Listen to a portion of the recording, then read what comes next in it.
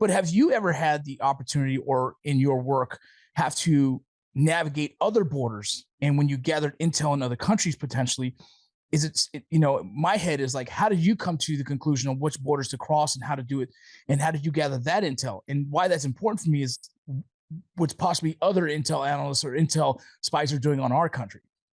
Yeah, you're exactly right. The big difference between CIA and FBI is that FBI is in charge of protecting and enforcing laws inside the United States.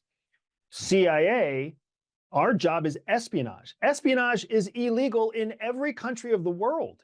Espionage is illegal in the United States. The only reason that sworn CIA intelligence officers are allowed to execute espionage is because we've gotten a grant, a carve out from the president himself or herself that gives us the freedom to execute espionage operations that benefit national security for the United States.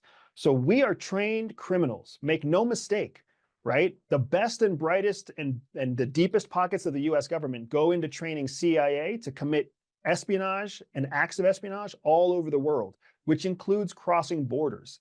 So crossing a border in a place like the Central African Republic, or in the Democratic Republic of Congo, or in Burma, or in Peru, those borders are porous. It's very easy to cross a border in countries like that. And we'll still get into why and what makes it easy, Vince. But we also know how to cross borders into very strictly guarded countries. Russia, Iran, Turkey, right? There are countries out there that do not want anyone to cross their borders. And we are trained on how to cross those borders as well. And the fact that we can be operationally trained to do so shows you that the best intelligence officers in the world can do the same thing in the United States. Who are those best intelligence, best trained intel services outside of the United States? The Chinese, the Russians, the Iranians. You've got, that's like formal nation state actors, but then you also have formalized actors that have deep pockets that are not nation states, transnational threats, like weapons proliferators, human trafficking proliferators, weapons smugglers, terrorists, extremists, right? Whether it's from ISIS recruiting lone wolves, or whether it's from Al-Qaeda, who are actually training and creating operatives of their own in the deserts of Pakistan. Yeah, that's what, just from my experience of studying this and interviewing people, people currently in transnational organizations are coming from all over the world. I mean, places that we've never heard of in the past are now starting to cross our borders illegally. And in that same conversation, because I wouldn't just say currently, I'd say just our borders in general, it's pretty porous as well. As a border patrol agent myself, I would say we did the best we could for how many people we had boots on ground, and for the terrain if it dictated, and for the weather if it dictated. And so we did everything we could to do the best we could. Currently, it's a little different, right? We do have a massive influx of immigration. Some of them are posing as asylum cases. Some are asylum cases, and we have to kind of decipher that. But because we're a country that allows this opportunity, even if they've entered illegally, does that put us at a greater risk? I imagine just my own thought is like, this has to mean that other countries see this as like, now's the time, great opportunity, let's go. Yeah, you're exactly right. So because we are a country that emphasizes democratic freedoms, yes, and we're a country that even has a formalized system of asylum, right? Like other countries, if you look at a country like Sweden, Sweden just says, no, we don't care what political hardship you have, you're not coming here. But then they raise their hand as being like a neutral country, right? So we are one of the few countries in the world that say, hey, we will hear out your case. And oh, by the way, we'll pay for it. So you come to us, try to cross our border. And if we don't let you in, if we have to adjudicate your case, we'll still put you in a halfway house. We'll still hold you on the border. We'll still put our resources into enabling you to cross. What that creates, Vince, is an opportunity for well-funded and poorly funded transnational and foreign threats to send operatives in our direction. And here's why. If they are well-funded and well-trained, they can actually create a multi-year process to penetrate our border. For example, they can send an operative to a US school under a visa that allows them to study in that school. to then get a degree from that school, which then allows them to apply for jobs in the United States with their US degree and get yet a different type of visa that allows them to stay in the United States long term and even work a path to residency or citizenship. And that's one of the biggest risks that we have in the intelligence world is well-trained Russian, Chinese, and other foreign actors who get a chance to come into our school system and abuse the freedoms of our school system so that they can build lives as what are known as illegals, right? Essentially, they are here under false pretenses, but they've abused a system that rewards foreign skill sets, right? Meaning just foreign academic skill set to come in. So well-funded organizations can operate through that path. But even your poor funded organizations, think about your fractionalized Islamic extremists. They can literally just try to cross a border from the north through Canada or the south through Mexico, and they can send people who are even just moderately radicalized. Because here's the truth of it. Radicals are often not as ideological as we think they are, right? Terrorists aren't gung-ho for dying for Allah. That's not where they start.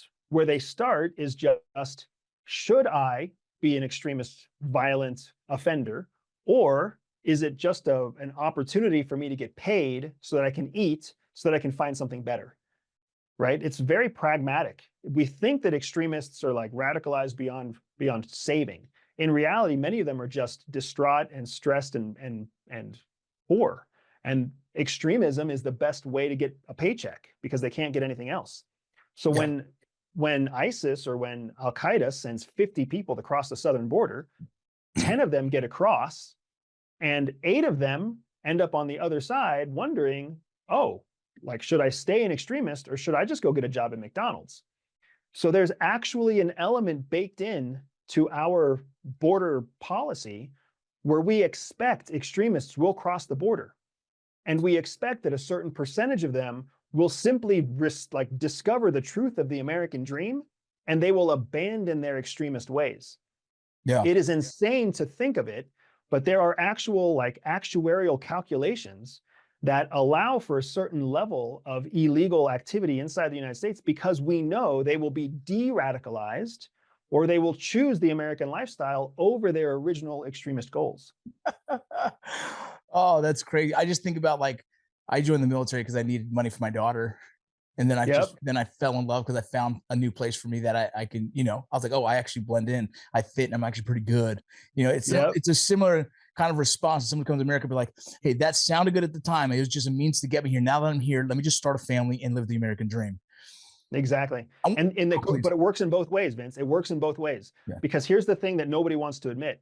Sometimes you're perfectly rational asylum refugee speak, like those folks will come from poor, dysfunctional, broken countries.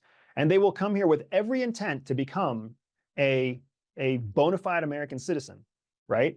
But then when they get here, they get chewed up by our own system because we don't take very good care of our refugees. We don't take very good care of our asylum seekers. We don't set them up for success.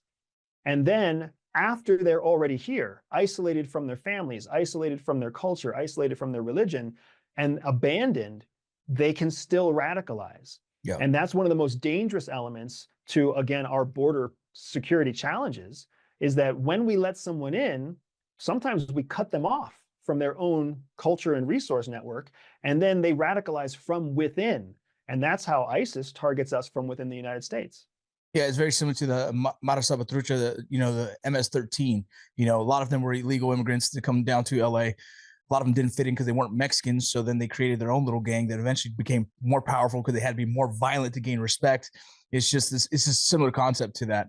I want to go back to what you said, that some of the well-funded transnational organizations, and they come here on false pretenses, a visa, they get an education here.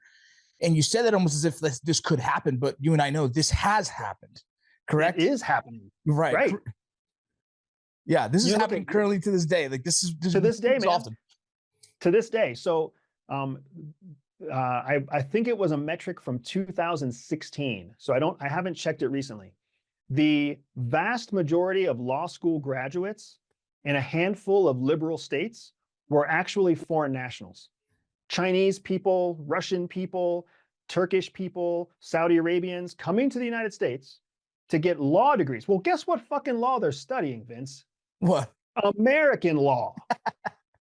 Why is a foreigner coming to get a law degree in the United States only to then leave the United States to go practice law? What sense does that make? It makes no sense until you start to think about how they're using that education. They use it abroad to find the loopholes in our American laws that allow them to have more success with their foreign operations. But then there's a second contingent of people who come here and stay here so that they can essentially become the senior echelon members of society in the medical practice, in the legal practice, in engineering practices. And the whole reason they're doing that is so that they can become even more valuable to their home country. This is one thing Americans do understand that we choose to not reflect upon. If you take an American out of the United States and you drop their ass in Canada, what do they call themselves, Vince? An American. American, yeah. Drop their ass in Spain, what do they call themselves? American. Drop their ass in fucking Turkey, what do they call themselves? American.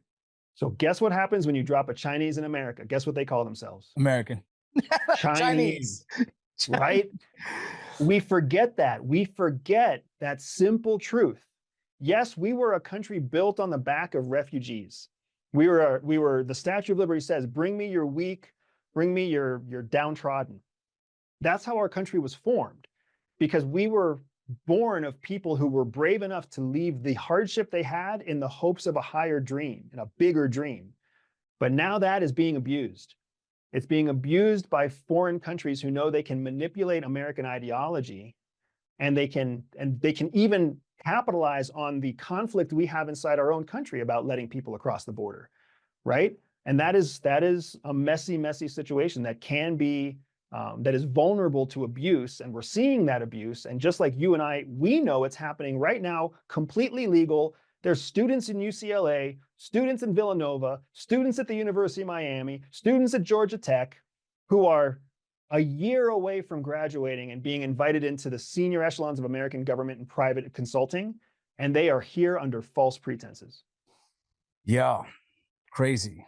That's I don't know if a lot of America is ready to believe that, right? We're in a really weird time where I did a stint with psychological operations during my time in the military. And so I realized how hard it is for people to take in information at times and to grasp what's truth and what's not. It's part of the division we have currently in this country by all the media that's using, influential, I wouldn't say stop in itself, but using media campaigns to essentially influence individuals in their thought process. That's why this subject is so challenging, because you divide the country by saying the bleeding hearts of immigration, and then you have the other side is close with the border, and it divides this nation because for the most part, this is a very complex subject. And how do you choose to see it, and through what lens?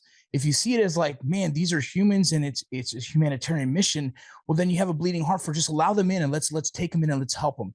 And then the other side of it is but wait, the security issue in this, who are these people? Shouldn't we identify them? How about the ones we don't catch? And so it's a conversation that the answer really lies in the middle, but no one wants to get to that conclusion. They rather lean harder into their agendas that side with more of their thought process. But when you take a step back, this is so complex, and really we all need to know that this is a subject it's the most important currently, in my opinion, subject that we need to focus on outside of our debt and stuff and all the wars. But this is one of those subjects that we have to pay attention to, because it's the dismantling of America if we continue to allow it to be what it is today.